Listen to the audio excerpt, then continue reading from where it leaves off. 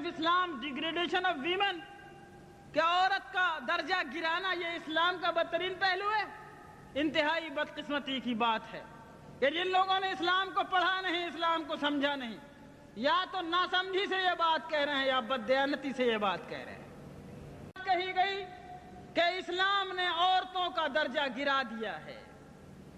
کتنی بڑے مضحکے کی بات ہے۔ ساری دنیا میں عورت ذلیل تھی، ساری دنیا میں عورت کو انسان نہیں مانا جاتا تھا، ساری دنیا میں عورت کو کھیل اور تماشا جانا جاتا تھا،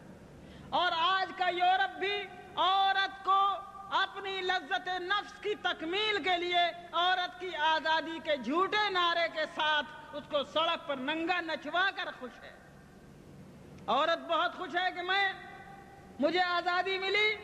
لیکن آزادی کے اس نعرے کے ساتھ عورت کی آنکھوں کی حیا اتری، عورت کی عصمت کا لباس اترا، عورت کی عزت و آبرو نکلی، عورت ایک خواہش نفس کی تکمیل کا ایک سامان، ایک کھلونا بن کر رہ گئی ہے، یورپ کی سڑکوں پہ ناچتی پھر رہی ہے۔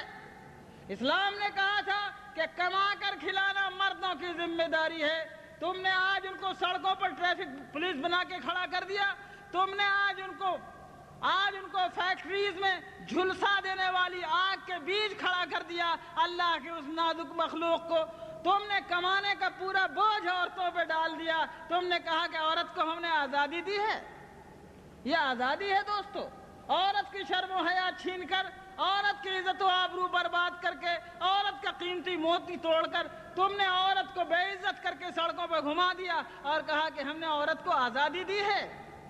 ہمارے آقا صلی اللہ علیہ وسلم نے فرمایا تھا انہن قواریرا، عورتیں شیشوں کی طرح نازک ہیں۔